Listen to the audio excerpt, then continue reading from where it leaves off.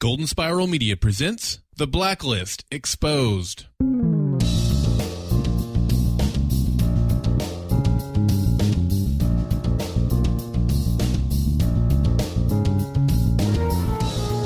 Like a delicious bag of yogurt pretzels, we are here for another sweet season of The Blacklist. This is The Blacklist Exposed. I am Agent Troy Heinrichs. And I am Agent Aaron Peterson, also along for the hunt of our exciting new podcast for Golden Spiral Media. As every week, we will debrief you on all of the intel related to NBC's hit show, The Blacklist. Show notes for this episode of The Blacklist Exposed can be found at goldenspiralmedia.com/The Blacklist. On this very special preview episode of The Blacklist Exposed, we're going to kind of set the stage for this new podcast, Agent Peterson. We'll have some important intel for you. We'll kind of get caught up in all the major storylines from season one, as there may be some new people in the listening audience, especially now that we're here at Golden Spiral Media. And we'll kind of lay out what we'll be doing as the season progresses. Oh, and it's almost here, too. Are you happy with being called agent? I'm kind of leery that the feds are going to pull up at any time. Hey, either way, I'm just kind of dark. Oh, wait, no, that's the CIA. That's a different group. It's a different one. Don't get that wrong, man. Aaron, welcome to Golden Spiral Media. Why don't you tell us a little bit about yourself? As far as me, I am a host of The Hollywood Outsider. It's a podcast that's devoted to film and television. It's at thehollywoodoutsiders.com. It's more irreverent. It's not quite so serious, not quite dedicated. It's all over the place. I also did co-host of a podcast called 24 Live Another Podcast. That was solely about 24 Live Another Day. Fantastic show, by the way. More people should go check that out. And also, I was a host for Sleepy Hollow, very popular Sleepy Hollow on TV Talk for last season. Which I think where we actually kind of connected, right? It was through TV Talk. And then, of course, I actually helped you on your 24 podcast a few times. You did. And we had fun. I like to do podcasts and have a good time doing it. Not so much just talking points, but also have a little humor interjected. I think that makes a big difference. And I think Red helps us a lot with that, with the Blacklist. He's got such great lines throughout the course of the show. He does. He absolutely does. I can't wait to find out what they script for him this season. It's going to be good. And what about you, Troy? Where do you helm from? Well, I've been doing podcasting for about a year and a half now. We started out with a show called Under the Dome Radio. It's at underthedomeradio.com. That was our first foray. And then we actually picked up Resurrection on ABC. That's at resurrectionrevealed.com. And then I also did a show for TV Talk. I did The Blacklist. Go figure. Now, having that Blacklist knowledge, bringing it over here to Golden Spiral Media. I think it'll be fun to see how many of our former listeners come on over. And then, of course, how many new GSM existing listeners come on for the ride. Do you feel like you're better than me because you did a whole season of Blacklist? I did the season, but I stopped watching back in May. My understanding is that you went out and got the DVD when it was released a few weeks ago. I did. And just binge watched all 22. I didn't binge watch all 22. I had actually watched up until the winter break, and then I got caught up in other stuff, and I wasn't able to get back to it. So I waited until it hit DVD, and then I binge watched the last, 9. You were watching post Anslo Garrick then? I was. I watched basically, up until that point, and then that winter break just threw me off. It happens. People get busy. They're skiing, they're sledding, and all kinds of fun winter activities here in the Northern Hemisphere. Mostly I was just shivering, just cold. I don't think Red has a thing to counteract the polar vortexes. No, he doesn't. And for people that are, obviously this is the first episode you've listened to, you can find us on Twitter at the Blacklist GSM. We're on Facebook.com/group/the Blacklist GSM. That's our Facebook group. Definitely join that. People are going to be talking about Blacklist. And where can they call, Troy? They can call us at +1 304 837-2278, or they can go over to the main Golden Spiral Media feedback page. That's at goldenspiralmedia.com/feedback. And we'd love to hear from you and all your crazy theories, because season one sure had a ton of them. Now, everybody listening, most likely you're a Blacklist fan, or you're interested in becoming a Blacklist fan, but you don't know much about the show. One thing that I'm gonna let you know is that people love the Blacklist. So if you have never watched the show, you can soon watch it on Netflix, because they just ponied up $2 million an episode. I believe that's the most ever that they've paid for a TV series. Is that right? That is what I'm hearing. And I think with that $2 million, NBC is going to be able to show Ressler get punched in the face a few more times. At least twice more an episode, maybe.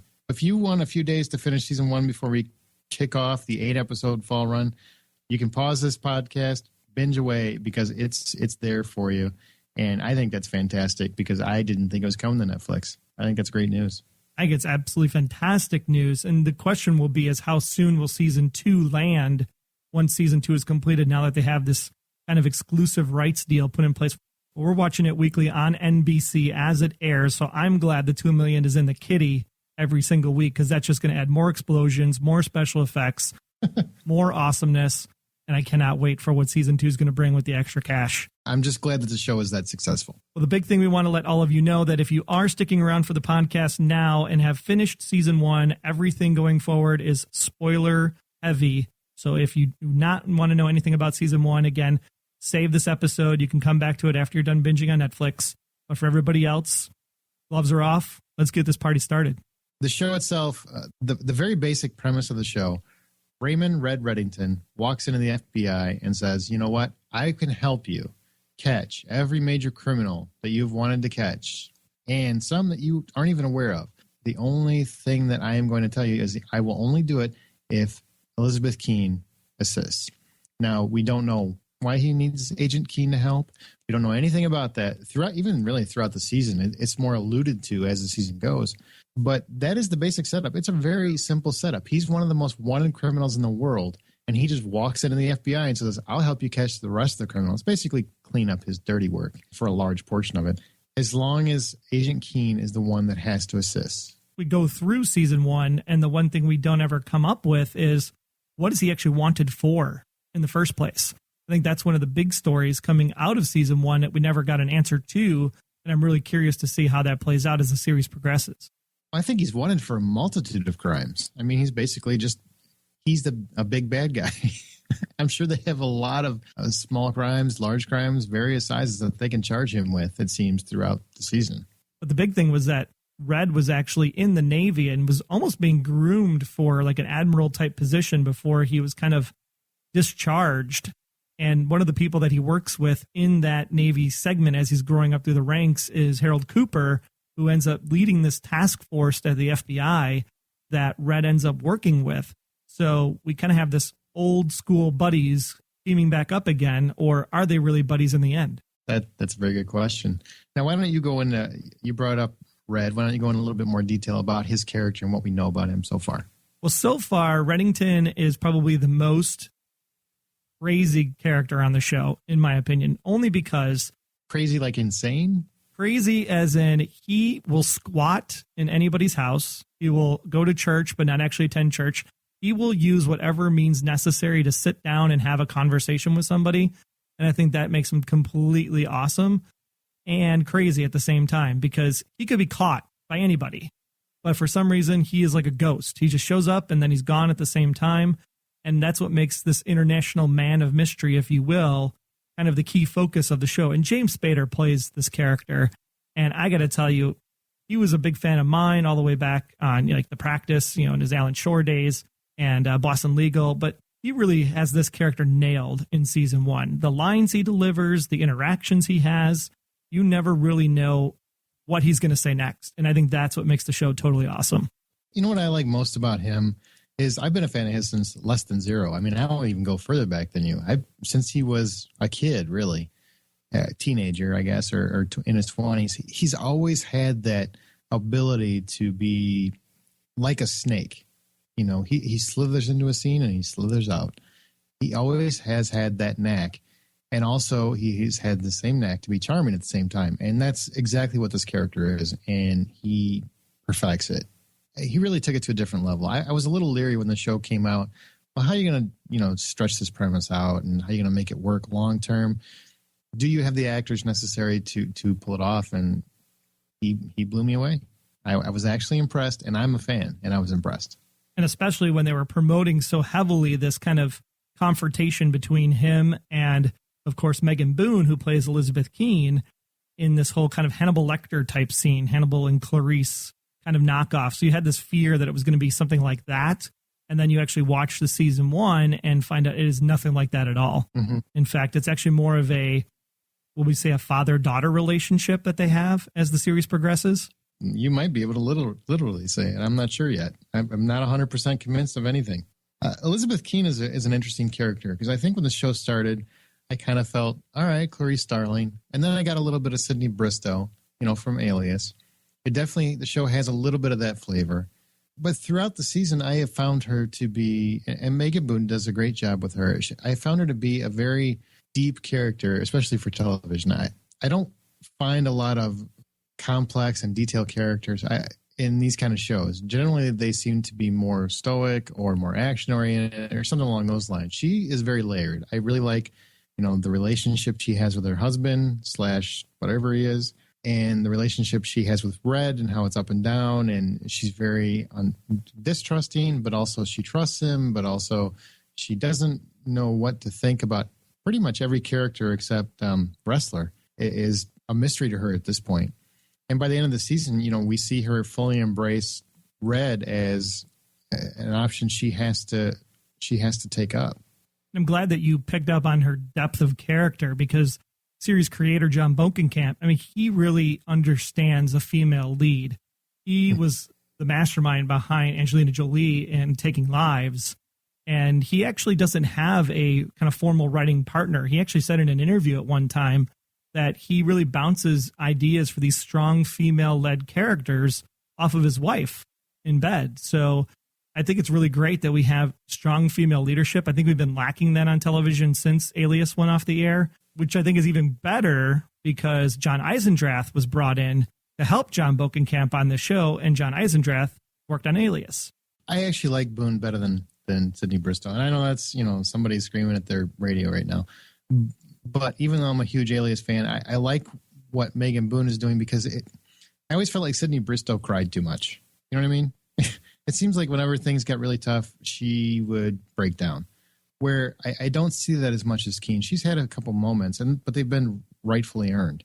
So far, I have seen a much stronger character than I saw in Alias. But it is only one season. You never know what happens. I think it's very well written. And the best thing about Meagan Boone is that as she's dealing with those feelings, right? She's the wannabe mother as they're planning on adopting a child with her husband, Tom Keene, who is played by Ryan Eggold. But she's also kind of newly married in this early relationship with her and her husband. And then, of course, she switches on a dime and she can do anything from stabbing somebody in the throat with a pen to cutting off someone's thumb. She's really kind of hardcore at the end of the day, but yet has that soft, touchy moment at the same time. And I think as we see her character progress over season 2 and beyond, it'll be really great to see how her depth and breadth change as she moves forward in her profiling career. Now, what do you think about Donald Ressler? Donald Ressler in the first season, this character was probably the person we loved the most because we tried to, if you want to call it a drinking game, try to see how many times Donald would get punched or knocked down or fisticuffed or, Donald was really the comic relief for the most part of the first half of the season. Not necessarily in a good way. And then as the show progressed, I really liked, and we'll get into this a little bit more, but there was an introduction of kind of what he dealt with as he was kind of on this Red task force back in the day, trying to hunt Red down, and what things in his life actually transpired because of that. And we get introduced to some of that backstory throughout the second half of season 1. And as we get closer and closer to the finale, do we find that Ressler's actually a pretty decent listener, and he actually becomes kind of that shoulder to cry on for Liz as the climax ensues at the end. Very similar for me. He does a fine job. I have no problem with the actor, but I agree with you. The first half of the season, he was written kind of weak. Now, I don't know if that's because, we got to have a, good looking action oriented service guy in the background so that, make people happy when he shows up on their TV screens. But for the first half of the season, he just felt like he had nothing to do other than make me chuckle. Then when they introduced his fiance and that storyline kind of takes hold, I was blown away, shocked. I'm like, all right, there we go. And what I really loved about the introduction of his fiance was the episode of Mako Tanida, where we find out that he's actually involved in bringing down this really bad Chinese dude who then escapes as we progress throughout that episode. He actually comes after Ressler's ex-fiancée and takes her out, which then puts Ressler in this position of how do I handle that situation when he is finally brought face-to-face with the killer. And the decisions that he makes really shows that his character has grown tremendously from the earlier part of the season. He has quite the arc, and I'm just glad that he finished strong because By the end of the season, I was glad he was around. The first half of the season, I was waiting for him to get killed off, to be perfectly honest. And any kind of FBI, CIA, NSA type show, he's the toe the line character. He's the you have to follow the rules and you have to do what's important and shoot when you're supposed to shoot and don't shoot when you're not supposed to shoot. So he was kind of that character to fill that void, I think, early on. Well, I think for the first half of the season, it felt like the showrunners were really getting their footing.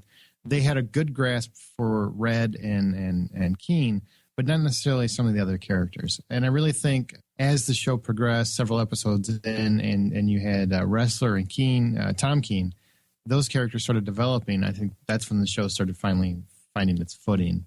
We mentioned Tom Keen a few times. Why don't you give me your thoughts on Mr. Ryan Eggold's performance in season 1? Much the same way of Donald Ressler. I didn't know if I liked him. I thought, wow, he's kind of a dweeb, and you have this whole is he a spy, is he not thing going on for about the first half of the season until you finally find out that he is a bad guy. While we were going back and forth, I'm like, well, obviously there's something because Red alludes to it several times. The whole why won't he just tell her?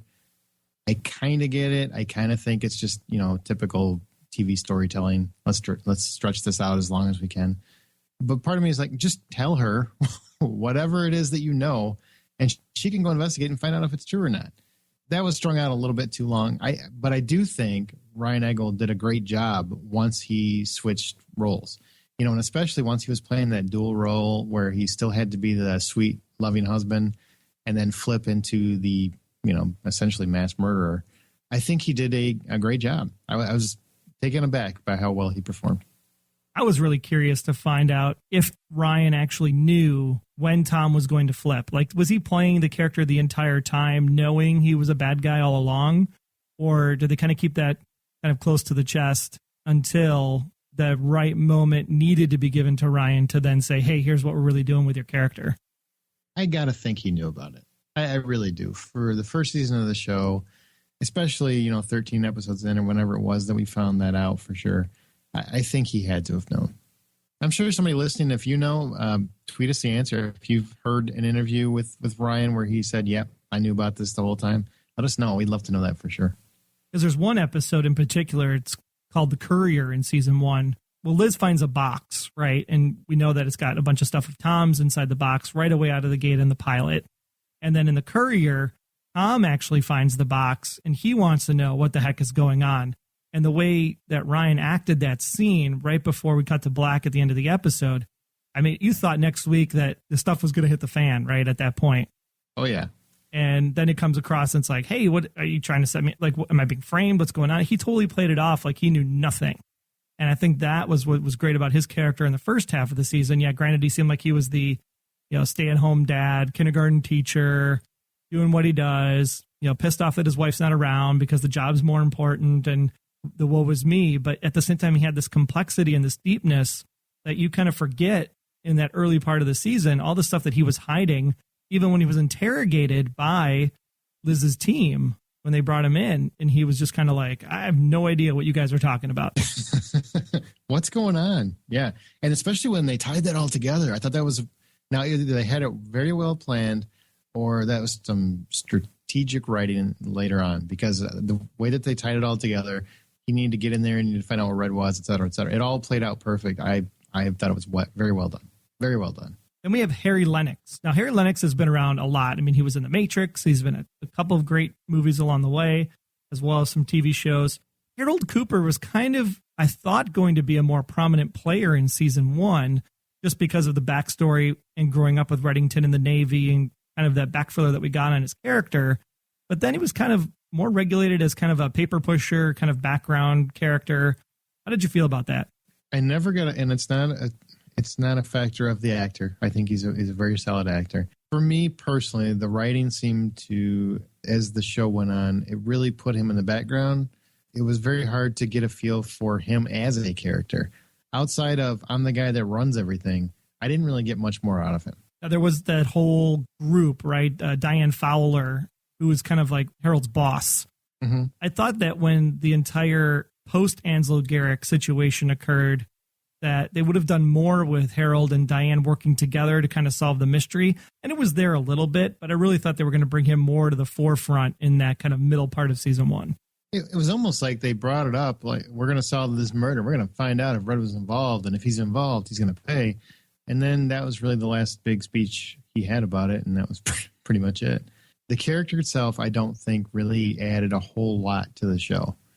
Whether it's a factor of the writing, whether it's a factor of just they had so much other story to tell, I don't know the answer to that. I just know that as a viewer, that's how I took it. And then the only episode where the backstory really kind of made a big play was the episode of The Judge, where she was coming to get Harold for his past transgressions until Red was actually able to come to his Navy buddy's rescue and save the day, right, and hold the judge accountable for her actions. I thought that was really great to bring that into the forefront, but it was kind of right in the middle. It was between the end of the Anslo Garrick saga and kind of the beginning of the Berlin saga. So it kind of fell off the map as a kind of standalone episode. Yeah, it did quite a bit. Harry Lennix and Carmen Denagra, who played Agent Malik, those were the two characters that I really thought were lacking for season 1. They were the two characters that I thought, okay, if anybody gets killed off, because this could be a show where people die, and it turns out they did, those would be the characters I'd be okay with. And as it turns out, in the finale, one is dead, and the other one is close to dead. Yeah, when the other one, we don't know yet. We don't know. The season hasn't come back. But I'll be honest, as I was watching it, and I watched them back to back, so I think when you watch episodes back to back, you get a better feel for how things are flowing. You know, when you've got that week-to-week break, sometimes, you know, especially with the serialized nature of today's TV, you can lose how things are flowing. You know, I think you get involved in other shows, whatever. Watching them back to back to back, it's easy to pay attention to minute details. And Harold Cooper, the character, just never got stronger, I don't think. And even when he gets shot and you want to, oh, Harold, I didn't have that moment. And when Malik goes down, I was more, thank you, she wasn't adding anything to it, than I was, oh no, not her. And it's not the actress's fault. I think she's a very talented actress. I liked her on Psych a lot. It's just a matter of those characters just didn't resonate with me personally. And I think when Red showed up at her apartment, I think we were all cheering for the fact that Red was going to take her out at that point. And then when Red didn't, we were like, oh man, come on. Yeah, I know. And that sounds horrible. And it sounds, I definitely don't want it to come across as hating on the show or something, because that's definitely not the case. It's just those two characters of the show that I think has some very strong character work. Those two suffered because of that. And then Red kind of has his posse, right? He has Luli. She's kind of like the financial person for his operations. And Dembe. And Dembe, his character, I thought, was really intriguing. And he did a lot for not saying a lot.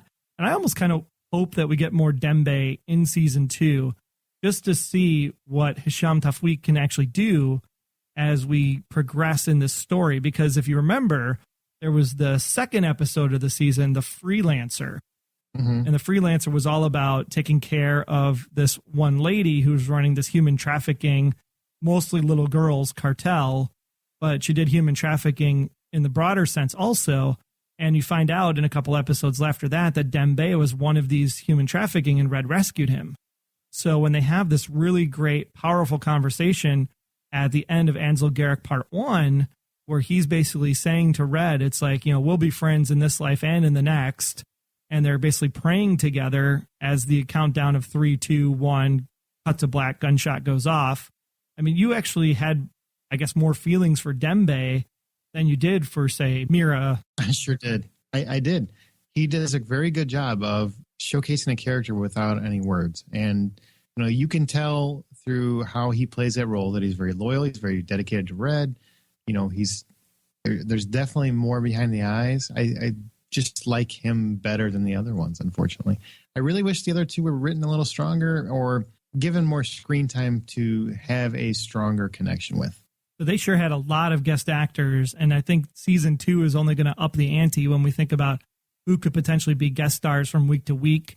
We're going to get into that in our second episode of The Blacklist Exposed more. All in all, it was pretty impressive, the number of people they were able to bring in for a unproven season 1 kind of pilot episode that they took a risk on. Very expensive to produce, and it paid off in the end. what we're going to do, you guys listening, we're going to go through the biggest points of the season, just as kind of a refresher, so that for those people that don't remember or are a little rusty on what happened, they kind of know some of the bigger points that happened in season 1. If you've already got season 1 down and you're like, I don't, it's a refresher, I've got it down. I just barreled through it. I just watched it on Netflix. That's why I spent my $10 a month or $9 a month on Netflix for. If you don't want to sit through this, I understand. Troy, you want to start? You bet. We start off with the pilot episode, which was Zamani. And this was the guy, if you remember, actually broke into Liz's house and stabbed Tom because he really wanted Liz to come to the realization that anybody can be gotten to. And I think that was really the big message from this episode, which of course plays out bigger towards the Berlin saga at the end of the season. Anybody can be found, anybody can be coerced, anybody can be manipulated. The big question I had coming out of the Zamani conversation with Tom and Liz in that house was Tom ever really targeted? Mm-hmm. Was he being stabbed and held at knife point there because somebody in the Berlin organization wanted to take him out? Was it somebody in Red's organization wanted to take him out? And we never really got an answer as to if that was just a plot device to say, okay, you can either choose to save your husband or you can choose to save the girl with the bomb. And I think at the end of the day, that's what I'm leaning towards. I don't think it was planned in the bigger story, because it'd be really interesting to find out that it was actually planned by Berlin and Tom to do it in the first place, and they were working with Zamani all along. That would be really cool to find out. Oh, yeah, that would be. Moving on to The Freelancer, which is episode 2. That's the one where you get into human trafficking and everything else. And we are introduced to Diane Fowler, the chief of the DOJ, short-lived, and Mira Malik, the DOJ's inside person, which DOJ is Department of Justice, in case people aren't keeping up with the acronyms. That's also where we learn our first twist that Red has his own motives in this little game, wanting to take out Floriana Campo, who's the head of the Eberhardt cartel. And that's also, that's the cartel is the one who enslaves the girls versus saving them, amongst other human trafficking. Yeah, and I think the thing with the Freelancer, the big thing we learned there was this whole, does Ressler trust Liz? And how does that play into? He's getting curious as to why Liz and Red are working so close together. Why do they know so much about each other? Because if Ressler was the one that was hunting Red this whole time, why isn't Ressler more involved? And I think that's where Ressler starts to get his feathers ruffled a little bit. And then we move into Wu Jing. And Wu Jing was actually a really great episode because it shows kind of the breadth of Elizabeth Keene and that she can actually play other characters within her role as they basically are trying to decode a message that Red has been hired to do, and brings in Liz to then spy on them with a little bit of a diversion tactic. We find out that she actually takes her tracking patch off of her body to then capture Wu Jing in the end. But I think this is another part where we start to learn kind of Red's motive, because he wants to get a piece of intel from Wu Jing, and that specifically is 042983. And that's when we were all like, is it a birth date? Is it a safe deposit box code? What is this number? And of course, this number does come into play later on in the season.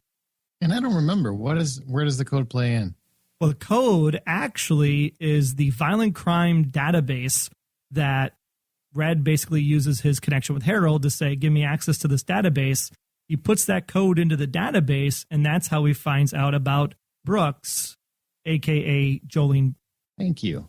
See, you're full of useful information. Or for all of us that were having fun as the season progressed, if you actually went on to areyouontheblacklist.com, you could put the code in, and then you were able to connect your Facebook account, and it was really cool on how it took all your friends' Facebook photos, and then kind of got this little narrative story of who actually was the criminal in this kind of online game, if you will. And I thought that was kind of neat. The Stewmaker is the next episode. It's probably one of the craziest and goriest of the episodes that season. A man you can disintegrate to nothing except the souvenir he keeps in a jar. It's really creepy. That was a really messed up episode, man. I remember that one pretty well. Acid baths, clean rooms where he's taping up all the plastic, very Dexter-like. Yes, and I really liked the end when Red gets in there and saves Keene. That was a very sweet moment. The thing with this episode was it was a little confusing about Lorca. There was this thing where he was supposed to be transported on a helicopter. The helicopter gets blown up, and then they capture Lorca. and Liz, but Lorca ends up going free, but Liz goes to the Stewmaker. And I think that's where it got a little confusing in this episode, because you didn't know who was really playing who at the end of the day. And then Red, of course, comes to the Stewmaker, and his whole purpose was to take out the Stewmaker once and for all, because he wanted access to the Stewmaker's Polaroid photos, his little collection, to find this picture of this one girl, which we never really got the answer as to who that girl is. I always assumed it was Keen or maybe his own daughter or somebody else, but no, we never got an answer. Yeah, I'm assuming it's his daughter or his wife, somehow, some way connected that way. It wouldn't be Liz, because Liz is still alive, and it was only Polaroids of deceased people that the Stewmaker collected. Or that he was contracted to. Maybe he didn't complete the deal, or he thought he completed the act. Or, as we know from the Berlin saga, Berlin has a daughter as well, and maybe this is Berlin's daughter, and he's just trying to get the picture before Berlin to piss him off.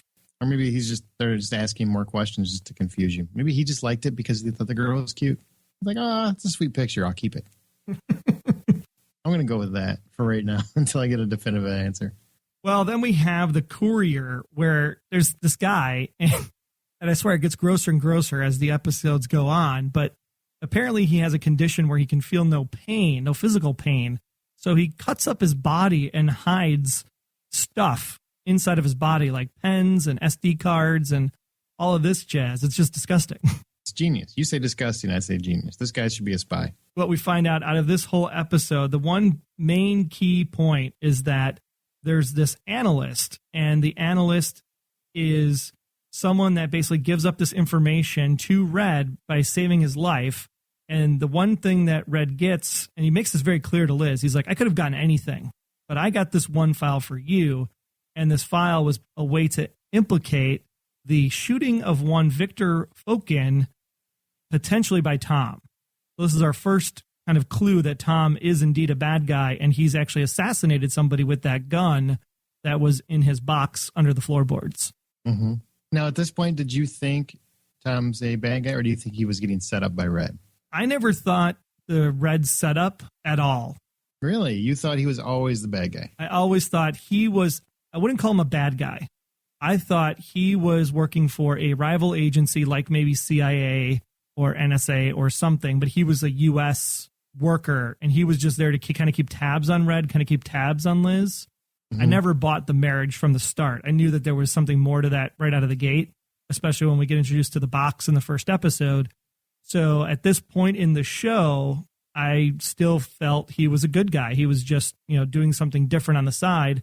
And it was kind of like Spy versus Spy or Mr. and Mrs. Smith. Mr. and Mrs. Smith. Yes. Angelina Jolie again. Yeah. I don't know. I kind of thought he was an SOB the whole time.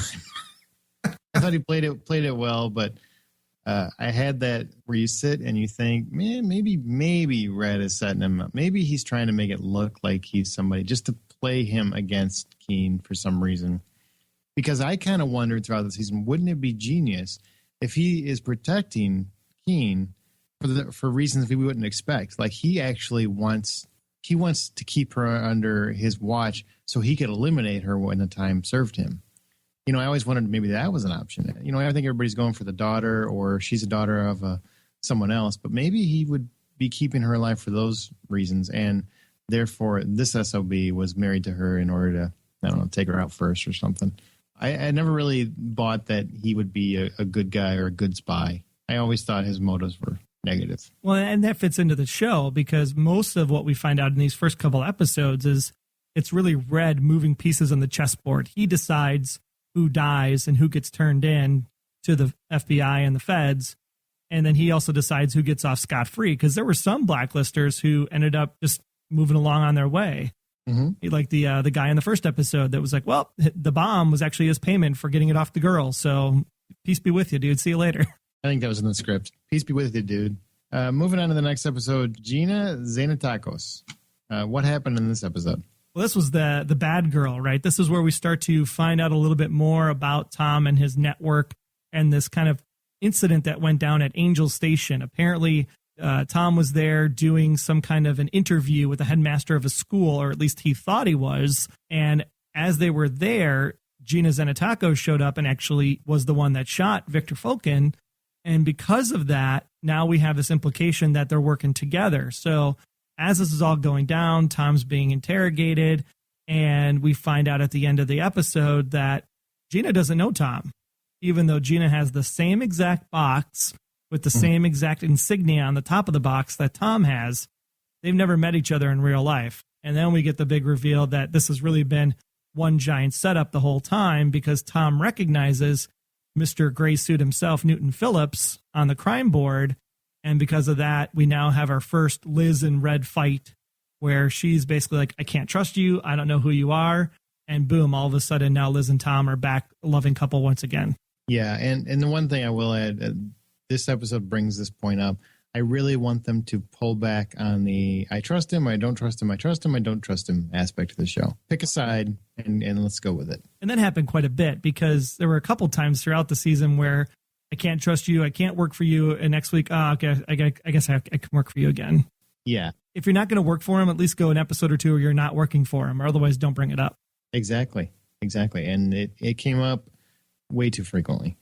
And what about Frederick Barnes, Troy? The big thing with Frederick Barnes, interesting story. I really like this kind of touching thing, because it talks about a father and his son and the fact that his son has this illness. Now, granted, he goes about it completely the wrong way, and he's trying to work out a kind of real life science experiment, trying to accelerate this disease through some waste byproduct of nuclear radiation.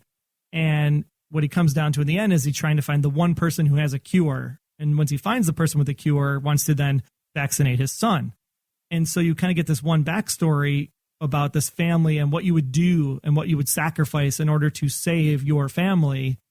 And we get then to the end of the episode where Red has Lou Lee buy a house. And you're like, why the heck is he buying a house? He just squats wherever he wants to squat. And he's walking through the house. We're kind of getting this backstory. He said, my family grew up here. He clearly shows the growth chart where his daughter was being marked off as she grew. And then they kind of just look at the house and drive away. 3, 2, 1, click, click, boom. House goes up in flames. And you're like, what just happened? And that's obviously where his complete story lies. And we still don't really have all the pieces of that. But that was a really hard, emotional episode. Yeah, he had the flashbacks of the kids playing in the yard. And that's the one thing that I really like with John Bokenkamp and John Eisendrath, because there's storyline that doesn't seem like it's integrated into any part of the overall arc or mythology. But in this case, it's really you're supposed to get the emotional tie-in of the family and what would you do for a daughter or a son. And you're supposed to get that out of this episode as the major story progresses, which is what is Red doing to avenge his family's death. Right. And then we move on to General Ludd, and that's, yes, it's about a plastic surgeon named Abraham Maltz, and that's an interesting side story. But really what this episode was focused on was the story of Liz's father, Sam, who's dying of cancer in Nebraska. And Tom has to check on him instead of Liz because of the job and because of this General Ludd character. But it really brought into focus the relationship between Red and Sam, because he ends up going to his hospital room. And we find out a lot. We found out that Red and Sam had some past relationship. Sam clearly wants to let Lizzie know about everything. Red doesn't want that to happen. Sam is clearly dying of cancer. And because of that, we find that Red actually does have a heart. And we find that a little bit in the episode before with blowing up the house. But now we really find out he's got to struggle with this concept of, how do I protect Liz? But at the same time, how do I kill my friend in mercy because he's suffering so bad? Well, I will say they didn't really allude to it had to be because of mercy. There were also selfish motives. And later in the season, when Liz confronts him about killing her father, she says, why'd you kill him? And, he was suffering and everything else. And then she said he was going to tell me, and he said it wasn't his secret to tell or to share, or whatever that line was. To me, that says he also had a selfish motive. It wasn't just to put him out of his misery. I don't buy into that's the only reason why he snuffed him out. Oh, no, he absolutely was doing it to shut him up because he didn't want Liz to find out. But he did have a personal touch to it, and I think he actually explains that very well when he does have that conversation with Liz down the line. Yeah, I absolutely had to kill him because he was going to talk, but it's the hardest thing I had to do because Sam was my friend.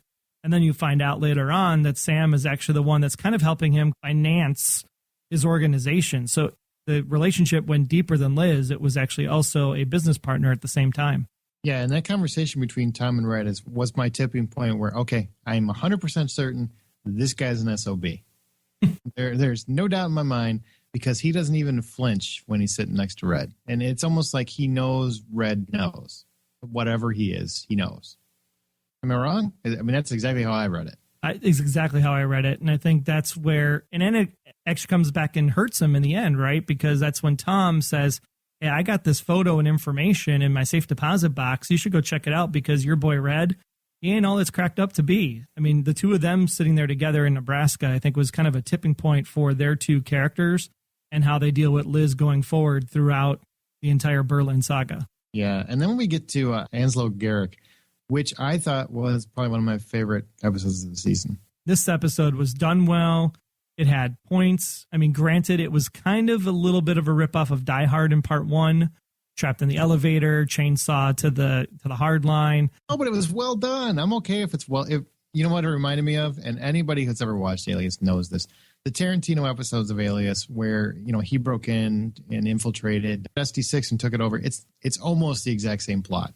I'm convinced somebody stole the scripts and just changed some names or something. And they probably would have put Tarantino in it, but he was busy. It's almost totally the same story, and I still loved it. I thought it was very well done. Yeah, I thought it was very well done. I was surprised when Luli got shot how much red, no pun intended, was on the screen. Mm-hmm. And it was just like, wow, did they just show that on network TV? And then just the intensity of the 3, 2, 1, cut to black, gunshot. Oh my gosh, is Dembe dead? Is Dembe not dead? The feeling you had for that entire week was just huge going into the second part. And then when you go to the second part and find out Ram has made his first kill with a gun, that was totally awesome too. And Dembe's alive and everything's good. And then, of course, you find out that there's really a master group kind of behind this whole thing, which again is a somewhat of a ripoff of Alias with this group with Mr. Fitch and company, where he's got his little posse of people that are trying to put pieces into motion and into play. And then you find out that he's actually questioning Diane Fowler of all people in the next episode. And you're like, okay, well, this story just got really big really fast. And where's this all going to go? It's very good. I really liked it. I was a big fan of these two episodes. And the thing with Anslo Garrick that I also thought was a really interesting twist is they played up the first part like Anslo's here to get Red. He's here to kill Red. He's here to make sure Red pays for everything that Red has done to him. And they even go back and forth about what some of those things are in their dialogue. But then you get to the second part and it's like, well, I'm not here to kill you. I'm here to turn you over to Mr. Fitch himself, and then kind of walks away. And then when Fitch is done with him, then he's like, okay, now you can have Adam. I did think it was a little easy to get into there, for such a secret installation with all this high-tech prison system that they had to hold Red and everything else, that nice fancy glass case. I really thought it was really easy to break in. Well, it was easy to break in because the next 3 episodes coming out of the Christmas break was all about how did this happen? It was a witch hunt to find out how did the post office get infiltrated. So we had the Good Samaritan killer, we had the alchemist, and we had the Cyprus agency. And really, as we went through these episodes, we found out that Red actually had a mole inside his organization.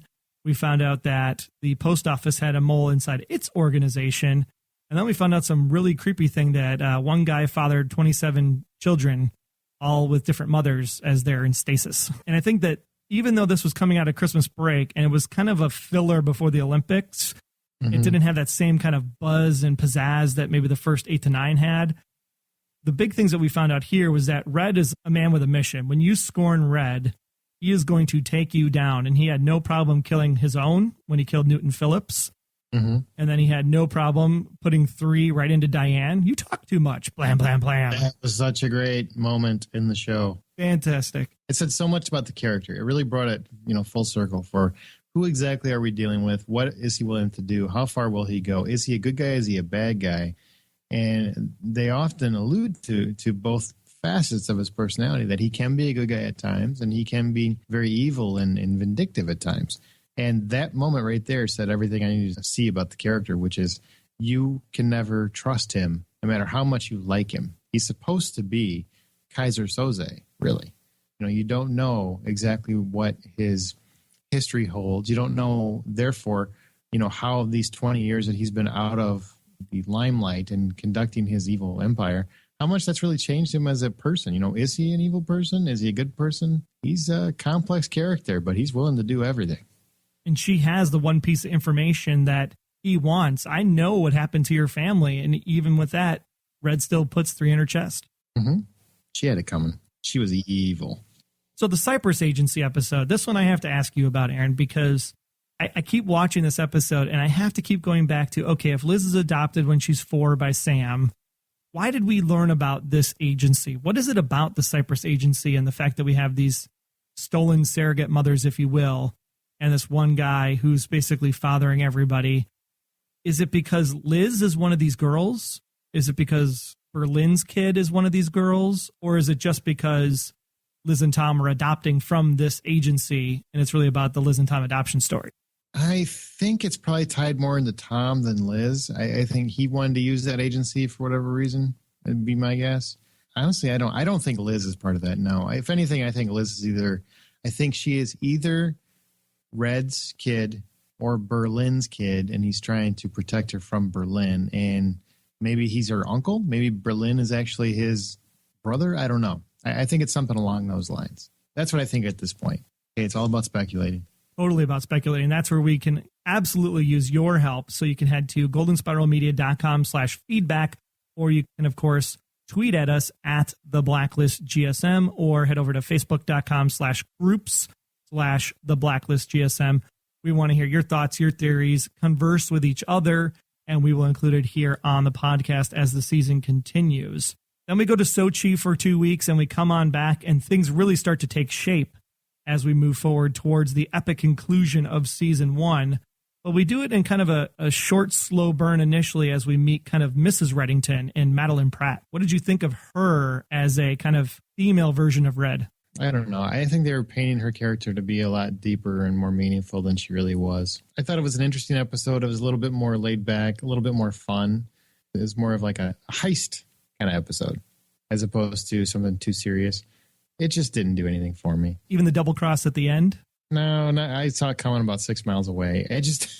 For me, it was a very formulaic, predictable episode. I know a lot of people are a big fan of hers and, they want something more down the road, but she really didn't do much for me. Yeah, I thought it was kind of a weak episode. Well, then you had the really big story, though, that came out from Red while they were in the cell about Christmas Eve and how he ran out of gas. He was late getting home. And this was the night that the entire family got murdered. Yes, I love that moment. And I love that he was very heartfelt and emotional. And she had to ask him, was it true? And he doesn't answer her. To me, that says a lot. The one thing I will say is they do a very good job with the writing here so that they can tweak it and modify it as they go. So they're not slaves to whatever logic they have. That's something that I think shows like Lost and other ones have stepped into that landmine a few too many times where they pigeonhole themselves and they can't get out of it. Red often words things that leaves it. It might feel like he's committing to a version of a story, but he never actually commits to a version of a story. So that story can always alternate. I think people get too stuck in, well, he said this. You go back and listen to it. He didn't really say that. He just alluded to it. I think that's one of the main critical points of the Blacklist. Well, he said he's not Lizzie's father, and they keep going back and forth. And I think the one thing that we have to remember is that Red has never lied to Liz. He doesn't give the whole truth. Mm-hmm. He doesn't release all of the information, but he's never flat out told a bold-faced lie to Liz. And I think that's something that we have to keep as kind of what are the rules of engagement of the show. It's one thing we have to keep an eye on. Where does he lie and where does he give enough information to get by without spilling the beans? Exactly.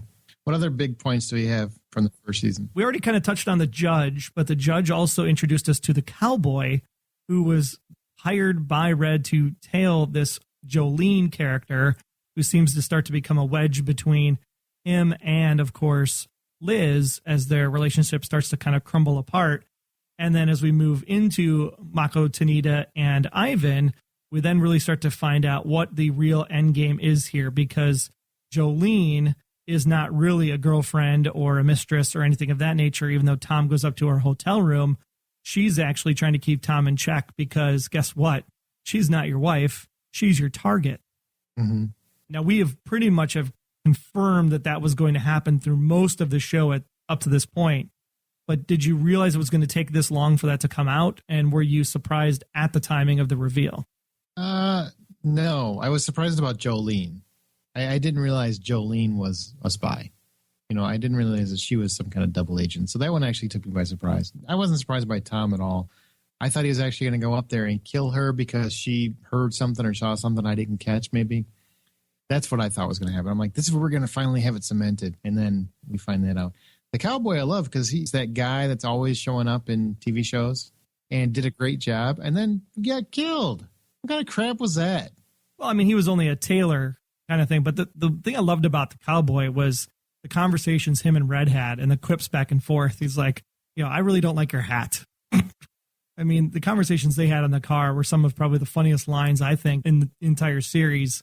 Just the way they would quip back and forth at each other, even though they were employee and employer. But man, the guy is just, he's so cool. Lance Reddick, he's just a fun guy to watch. He's got a lot of personality, a lot of charisma. And man, when they took him out so quick, I'm like, this would be a great foil for Red. I wish they would have kept him. Yeah, he was Matthew Abaddon on Lost, and then he was Broyles on Fringe. He's played leads, he's played supporting. I mean, he does a really great job, and I was really disappointed to see him go so quickly. But hey, whenever you go into a scene when you have two spies with no backup, death is probably around the corner. Probably, but I thought he was going to miraculously get out of there. He seemed like kind of a badass, but what do I know? So let's talk about Jolene just a little bit, because back in The Alchemist, this episode I think was brought forward mostly because we found out that we had Lucy Brooks from this, dangerous criminal database with the 042983 code. But The Alchemist is really where it started to go, well, what is Red really looking for? Because he wanted this list of the Alchemist's people. And I think what he wanted to find out was Lucy Brooks, Red had this obit article that Lucy Brooks had died. So was he trying to find out if Lucy Brooks's name was on the Alchemist list and became Jolene as he's trying to put the pieces together to get from Jolene to Tom to Berlin eventually? Yeah, there are so many little threads woven in this plot that to keep them all straight, you'd honestly need an atlas. And then, of course, we have Milton Bobbitt, where we learn about the fake brother, Craig, who's really Christopher. And that's where we also learned about our favorite mushroom shakes and yogurt pretzels as Christopher Swan dives out the window. And then the Pavlovich Brothers. And this is really interesting. I don't know if you catch this at all, Aaron, but the Pavlovich Brothers were actually the group in the pilot opening episode that kidnapped the daughter. So this is the first time we actually had a group come back later on in the episodes. Yes, I did know. I did realize that. They were a fun episode. I actually, I like those guys. I kind of wish, they came back a few times, but I don't think they'll be coming back either. And the big question I have coming out of that is this germ warfare she was working on called White Fog. That was Xiaoping Li, the chemist. Are we going to see White Fog come into play in season 2 or beyond? Oh, I think you're going to see a lot of the threads that were dangling in the first season come back. I even think Jolene's being killed is going to come back at some point. Whoever hired her is going to want some answers. So I think that's going to come back too. And then, of course, Mr. Fitch is back in the Kingmaker in the penultimate episode before the 2-part finale. And this is where Red and Mr. Fitch are kind of having their conversations as to, well, I helped you, now you help me. And Mr. Fitch says, nope, I talked to my people and we're not going to be part of your war. We're going to do this on our own. And Red basically says, well, when it's over, you're going to be the one left standing out in the cold. It's also where we have Liz ending up confiding in Ressler because she finally confesses everything that's been going on with Tom and what this whole craziness is all about. And then the epic conclusion of the season 1 of the Blacklist, Berlin. Part 1 versus part 2. Which did you like better? Well, part 2, because it was the end. For me, whenever they have a 2-part finale, it's always one episode. I really don't rule it as, I know that they might have different episode titles, but it's really just one show. I mean, it's really one continuation, and I kind of see it that way. So we learn a lot. We address a lot of characters. They finally took care of the characters I wasn't a big fan of, so I was okay with that. Malik, who like I said, is a fine actress, but I was kind of happy that she finally bit the bullet. She just didn't have anything more to add. The last few episodes, she was barely even in. It's kind of hard to have an emotional attachment to somebody who's barely there. And, how they took care of Cooper And that was a little quick. I thought that was a little rushed. Honestly, I really don't think there's enough buildup to his attempted murder. But outside of that, it was a fantastic finale. I was very impressed. It does what a finale should do, which is it left me wanting to see the season premiere right then. Now, did you get bought into the whole switcheroo of the guard with the hand versus the guard without the hand and all of that jazz, or did you know that Berlin was the guy in the hospital the whole time? No, I knew Berlin was the guy in the hospital. Unfortunately, it has nothing to do with story or plotting or anything else. It's because you used Mr. Prison Break. You used a guy who's a bad guy in every single thing that he does. He's a character actor, and he's well known, and he's in everything as a bad guy. To me, that pretty much says he's going to be a bad guy at some point. What do you think of Berlin's story? Do you think it's true that his daughter was sent to him piece by piece, finger by finger, ear, bone? Or do you think that his daughter's still alive and someone's just messing with him? I think his daughter could easily be Elizabeth Keene. That's what I think. That's part of my speculation. And I do think that they plan on using him for quite some time. You know, he's an actor who has been around for a while. I don't think you cast him in this role without the intention. You know, Peter Stormare has been a character actor for years. I don't think you cast him unless you plan on having him around for some time. So obviously I think Berlin is going to play heavily into the lore of the series. He has a daughter connection. Red has a daughter connection. I really think there's a good chance that Keene is Berlin's daughter. And then, of course, Red and Berlin are looking at the same picture, the one in Berlin's locket and the one that Red has. Do we find out that maybe they're brothers? Like Red and Berlin are brothers, and he's trying to protect the daughter from her father at the end of the day? That was my speculation. I wonder if they're brother and that Red is her uncle. That's why he'll never let anything happen to her, but that's also why it's not the simple answer, which is you're my daughter. But I think there might be something else down the road where we find out, well, maybe, us two brothers, we slept with the same girl, and therefore, it's one of those things where you are my daughter in the season finale or something, series finale. I don't know yet, but I definitely think there's a connection between them. And then you have Red telling the story about how he ran into the house and saved this girl and gave him to Sam, which is why he has the burn scars in his back. That's what I'm sticking with. She says, well, I saw my father carry me out of the fire, which is why everybody thinks when he takes his shirt off at the end of the episode with the burn scars, that the plastic surgeon that he knows obviously did a really great job healing him up after the fire. Mm-hmm. They still think that Red is the father. And I go back to the house scene, that him going to the house and blowing up the house clearly, and the story about, on Christmas Eve, his family is dead. Mm-hmm. So he's doing everything he can to reclaim a family through Liz, even though Liz may have no relation to him whatsoever. Or is his family dead? Maybe he gave Liz to Sam, his closest friend, to raise because that was his real daughter. And in his mind, she's dead because it's the only way he could move on is if he accepted that she had actually died to him. So there's a trick there. There is a loophole. That's why I say people should pay attention to exactly what Red says, because there is a loophole there where she can be his daughter, but to him, she is not. You're Sam's daughter. Sam raised you. You are Sam's daughter. I had to kill you in my mind. Otherwise, I could not have moved on. I had to let you go. Well, all interesting thoughts. And of course, again, you can watch it on Netflix, binge all 22 right in a row. Or even better, you can get the DVD or Blu-ray. You can get it at goldenspiralmedia.com/Amazon. Head right over there, do all your Amazon shopping. It helps out the show. And of course, you can get the awesome Blu-ray edition, get all the special features that you won't be able to get on Netflix. But either way, relive season 1. It'll be awesome to kind of ramp up as we get closer and closer to the season 2 premiere, which in our next episode, we will be discussing in detail some of the guest actors, some of the bads that we've already got word on. We'll kind of give you a season 2 preview coming out next week. For our podcast, we'll be going deeper into the show, getting additional details and deeper analysis of the intel, mostly through direct interaction with all of you. First, you can follow us on Twitter this season at the Blacklist GSM. Use the show's hashtag, The Blacklist. We also started up a Facebook group. You can join at facebook.com/groups/The Blacklist GSM. And our new website home will have all the episode analysis and intel at goldenspiralmedia.com/The Blacklist. We will also have our profiling question of the week, to which you can all respond to with your thoughts or with any intel you may have by calling +1 304 837-2278. Again, that's +1 304-837-2278, or by visiting goldenspiralmedia.com/feedback, where you can submit your thoughts in writing, upload an MP3 recording of your voice, or if you have your computer or smartphone handy, you can actually send us a voicemail right from your device, right in here into the agency, so that we can mention it on the podcast and make you part of the Blacklist Exposed.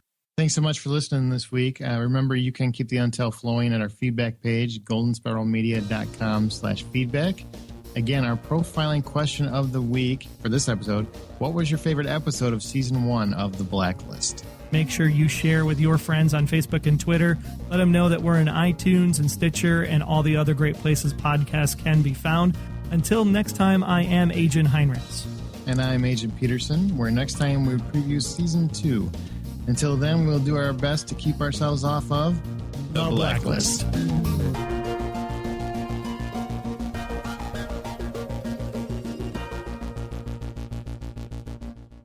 The Blacklist Exposed is a Golden Spiral Media production, copyright 2014.